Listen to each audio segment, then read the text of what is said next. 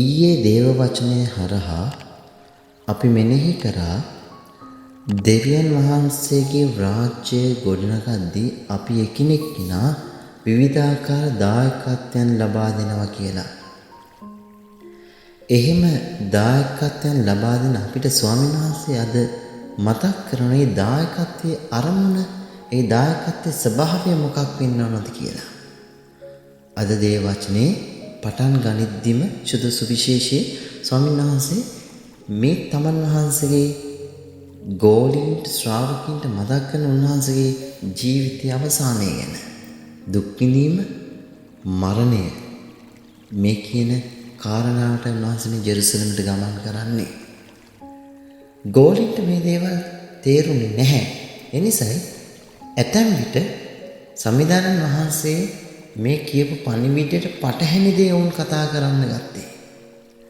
අද ඒ නිසා අපි දකින්නේ උන්වහන්සේගේ ජීවිත අවසානයේ, උන්වහන්සේගේ අවසන් ඉරණම ගැන උන්වහන්සේ එහෙම කතා කරද්දී ගෝලීන් දෙන්නෙක්ගේ අම්මා කෙනෙක් ඇවිල්ලා අහනවා, ස්වාමිනී ඔබ වහන්සේ ස්වර්ගයේ තේජස්වින් වඩින කල මගේ පුත්තු දෙන්නට ඔබ වහන්සේගේ වම් පැත්තයි දකුණු පැත්තයි අසුන් ගන්න ඉඩ වෙන් කරන්න පුළුවන්ද?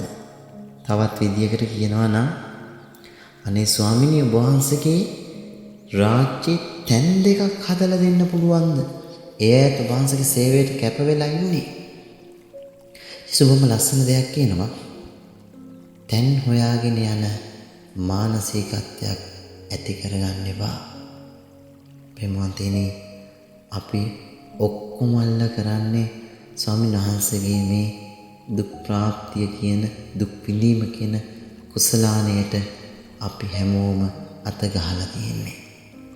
එනිසායි අපි ගොඩාක් කැපකිරීම කරලා මහන්සි වෙලා ගොඩාක් දේවල් ස්වාමීන් වහන්සේට බාර කරලා අපි උන්වහන්සේ වෙනුවෙන් ගොඩාක් දේවල් කරන්නේ.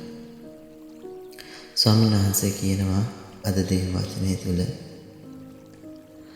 අපි කරන සේවයේ ඇත්තටම අරමුණ වෙන්න ඕන මොකද්ද කියන එක. සේවය ලබන්නට නෙවෙයි ස්වාමීන් වහන්සේ ආවේ, සේවය කරන්නට. එනිසා උන්වහන්සේ කියනවා සැබෑ නායකයෙක් කියන්නේ ඇත්තටම දෙවිතුන්ගේ සැබෑ සේවකයෙක්.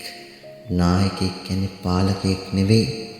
නායකයෙක් කියන්නේ බොහොම බැහැපත්ව නිහතමානීව තමන්ගේ කොටස හරියට ඉෂ්ට කරලා පැත්තකට වෙලා ඉන්න චරිතයක්. නායකයෙක් කියන්නේ අපි දන්නවා බලපෑමක් ඇති කරන ඉන්ෆ්ලුවන්සර් කෙනෙක්. බලපෑමක් ඇති කරන චරිතයක්. හැබැයි මේ බලපෑම ඇති කරන්නේ තමන්ගේ පැත්තට නෙමෙයි, ස්වාමීන් වහන්සේගේ නාමය වෙනුවෙන්. ප්‍රේමවන්තයනි, අද අපිට පාලකයෝ ඕන තරම් ඉන්නවා. හැබැයි නායකයෝ නැහැ. නායකයෝ කියන්නේ තමන් පෙන්වන ගමන ඉස්සෙල්ලම තමන් විසින්ම ගමන් කරන අය. තමන් හිතන සේවය අනිත් අයකින් කරගන්නට කලින් තමන් විසින්ම කරන අය. එනිසා මතක තියාගමු, අපි සම්විධානන් වහන්සේට කරන කාර්යභාරයේදී වඩා වැදගත් වෙන්නේ ඒ කාර්යභාරයත් එක්ක අපිට ලැබෙන දේ නෙවෙයි. වඩා වැදගත් වෙන්නේ ඒ කාර්යභාරයත් එක්ක ස්වාමීන් වහන්සේට අපි අත්පත් කරලා දෙන දේ. උන්වහන්සේ ඉදිරියේ අපි බොහොම නොවටිනා මිනිස්සු. ඒ නිසා ඒ නොවටිනාකම අපි තේරුම් අරගෙන අපි උන්වහන්සේගේ නායකත්වයේ සේවකත්වයට අපි කියනවා servant leadership. අපි ඔක්කොම උන්වහන්සේගේ සේවකත්වයේ නායකත්වයට අපි කියනවා servant leadership. නම ගන්න, එහෙම නැත්නම් තැනක් ගන්න නෙවෙයි අපි සේවය කරන්නේ. අපි සේවය කරන්නේ ස්වාමීන් වහන්සේගේ නාමය වෙනුවෙන්මයි. ඒ නිසා දේව වචනය තුල අපිට කියනවා මේ පරීක්ෂාව ගැන පරිස්සම් වෙන්න කියලා. Yes Peter. ඔබගේ ආසාවේ හැටියට අප සේවේ කලබව දෙනුනොත්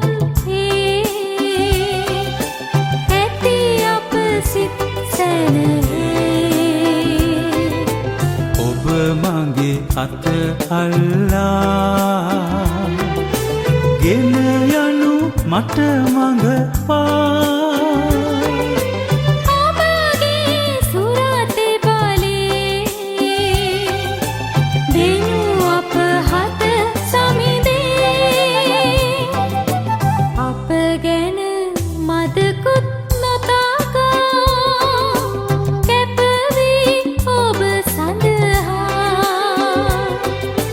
ගෙවනට අප දිවි සමිදේ